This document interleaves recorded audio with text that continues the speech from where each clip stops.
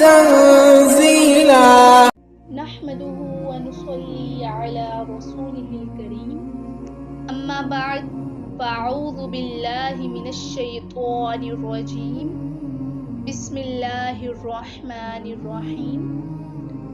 سوال یہ ہے کہ کیا رجب کی 27ویں رات کو عبادت کرنا اور اگلے دن کا روزہ رکھنا جائز ہے؟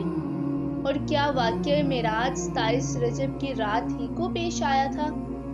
اس میں کیا حقیقت ہے، آج ہم اس کے بارے میں جانیں گے۔ لوگوں میں یہ بات مشہور ہے کہ نبی کریم صلی اللہ علیہ وسلم کے اسراء و معراج کا جو معجزہ ہے یہ رجب کی 27ویں رات کو پیش آیا تھا، اسی لیے وہ اس رات میں خصوصی عبادت کے قائل ہیں اور اگلے دن کا روزہ رکھنا بھی مستحب سمجھتے ہیں۔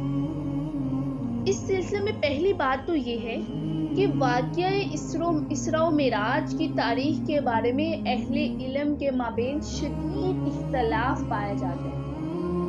حافظ ابن حجر رحمۃ اللہ نے فتح الباری شرح صحیح البخاری میں اس تاریخ کے بارے میں 10 سے زیادہ اقوال نقل کیے ہیں۔ ان میں سے ایک قول یہ ہے کہ یہ ہجرت سے 1 سال قبل یعنی ماہ ربیع الاول میں پیش آیا۔ یہ ابن سعد کا بھی قول ہے، یہی بات نووی رحمۃ اللہ نے بھی بالیقین کہی ہے، اور اس کے علاوہ ابن ابی العز حنفی رحمۃ اللہ نے بھی اسی تاریخ یعنی ہجرت سے 1 سال قبل کو ہی بالجزم ذکر کیا ہے۔ یعنی یہ سب جو ہیں یہ اس بات پہ قائل ہیں کہ یہ جو اسراء و معراج کا واقعہ تھا یہ ہجرت سے 1 سال قبل یعنی ماہ ربیع الاول میں پیش آیا تھا۔ تو یہ تھا پہلا قول، اور دوسرا قول یہ ہے کہ یہ ہجرت سے 8 ماہ قبل یعنی ماہ رجب میں پیش آیا۔ تیسرا قول یہ ہے کہ یہ ہجرت سے 6 ماہ قبل پیش آیا۔ چوتھا قول یہ ہے کہ یہ ہجرت سے 11 ماہ قبل پیش آیا، اور اسی طرح کسی نے کچھ کہا کسی نے کچھ۔ تو اس سے کیا معلوم ہوتا ہے کہ جو بات لوگوں میں عام مشہور ہے کہ یہ واقعہ ماہ رجب کی 27ویں رات میں پیش آیا درست نہیں ہے، کیونکہ بے شمار روایات سے بھی اس کا کوئی ثبوت نہیں ملتا۔ بہت سی روایات ہیں لیکن کسی میں بھی ایک بھی تاریخ جو ہے وہ فکس نہیں ہے۔ البتہ جو سب باتوں کا سولوشن نکلتا ہے وہ یہ ہے، جس پہ زیادہ تر علماء کرام کا جو ہے متفقہ رائے ہے، وہ یہ ہے کہ یہ عظیم الشان واقعہ ہجرت سے 1 سال قبل یعنی ماہ ربیع الاول میں پیش آیا۔ اس کی دلیل بہت سے جو ہے علماء کرام نے دی ہے، جیسے کہ امام زہری رحمۃ اللہ علیہ اور حضرت عروہ بن زبیر رحمۃ اللہ علیہ کا یہ قول ہے کہ بیت المقدس کی طرف آپ صلی اللہ علیہ وسلم کو جو اسراء کرایا گیا یہ آپ کی مدینہ روانگی سے 1 سال قبل تھا۔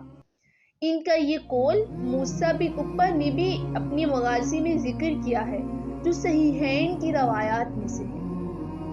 تو جب صحیحین کی روایت میں یہ بات موجود ہے کہ یہ واقعہ جو ہے یہ بیت المقدس کی طرف آپ صلی اللہ علیہ وسلم کو جو اسراء کرایا گیا تھا یہ آپ صلی اللہ علیہ وسلم کی مدینہ روانگی سے 1 سال قبل پیش آیا تھا، تو یہ ماہ ربیع الاول بنتا ہے۔ تو اس سے کیا معلوم ہوا کہ کوئی بھی ڈیٹ ہم فکس نہیں کہہ سکتے۔ اور دوسری بات یہ ہے کہ بالفرض اگر یہ بات درست بھی ہو کہ جو واقعہ معراج ہے یہ 27 رجب کو ہی پیش آیا، تو اس رات میں نبی کریم صلی اللہ علیہ وسلم کو معراج کرایا گیا تھا نا، تو اس سے یہ کہاں ثابت ہوتا ہے کہ اس میں خصوصی طور پر عبادت کا اہتمام کیا جائے یا اس سے اگلے دن کا روزہ رکھا جائے؟ اس سلسلے میں ہمارا موقف بالکل واضح ہے کہ اگر خود ہمارے پیارے نبی حضرت محمد صلی اللہ علیہ وسلم نے اس رات میں کوئی خاص عبادت کی تھی تو پھر ہمیں بھی کرنی چاہیے، اور اگر آپ صلی اللہ علیہ وسلم نے نہیں کی تو پھر ہمیں بھی نہیں کرنی چاہیے نا۔ یا اگر کسی کے پاس اس بات کا ثبوت ہے کہ نبی کریم صلی اللہ علیہ وسلم کے صحابہ کرام رضی اللہ عنہم معراج کے واقعے کے بعد اس رات میں خصوصی طور پر عبادت کا اہتمام کرتے تھے تو وہ ثبوت پیش کرے، تاکہ ہم بھی ان صحابہ کرام رضی اللہ عنہم کے نقش قدم پر چلتے ہوئے خصوصی طور پر اس رات میں عبادت کا اہتمام کریں۔ لیکن اگر اس کا کوئی ثبوت نہیں اور یقیناً نہیں ہے تو پھر ہمیں من گھڑت خرافات کو ترک کر دینا چاہیے اور خالص دین پر ہی عمل کرنا چاہیے۔ اور تیسری بات یہ ہے کہ 27ویں رات کی عبادت یا 27ویں دن کے روزہ کی فضیلت کے بارے میں جو کچھ بیان کیا جاتا ہے وہ سب جھوٹ ہے اور اس کی کوئی حقیقت نہیں ہے۔ مولانا عبدالحی لکھنوی رحمۃ اللہ کہتے ہیں کہ یہ جو بلاد ہند وغیرہ میں مشہور ہے کہ شب معراج کی صبح کو روزہ رکھنا 1000 روزوں کے برابر ہے، تو یہ بالکل بے بنیاد بات ہے۔ تو اس سے کیا معلوم ہوا کہ ہمیں ہمارے آقا دو جہاں کی زندگی سے یا صحابہ کرام کی زندگی سے کہیں پہ بھی نہیں ملتا کہ 27ویں رجب کو ہی واقعہ معراج پیش آیا تھا، کیونکہ کہیں پہ بھی ڈیٹ فکس نہیں ہے۔ اور اگر بالفرض اسی رات کو آیا تھا اگر کہتے ہیں تو پھر ہمیں کہیں پہ یہ تو نہیں ملتا کہ اس رات میں صحابہ کرام نے یا ہمارے پیارے نبی حضرت محمد رسول اللہ صلی اللہ علیہ وسلم نے اس رات عبادت کی ہے، تو پھر ہم کیسے کر سکتے ہیں؟ حالانکہ رسول اللہ صلی اللہ علیہ وسلم نے خاص طور پر اس چیز سے منع فرمایا ہے اور ایسے افعال سر انجام دینے والوں پر جہنم کی وعید مقرر کر دی ہے، ان کو وعید سنا دی ہے کہ میرے بعد کیا ارشاد ہے، پہلے ارشاد سن لیتے ہیں کہ لا تکذبوا علی فانہ من کذب علی فلیلج النار۔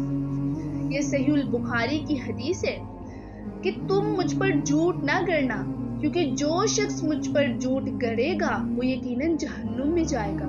اور نیز فرمایا، یہ بھی صحیح البخاری کی روایت ہے، من یقل علی ما لم اقل فلیتبوأ مقعدہ من النار۔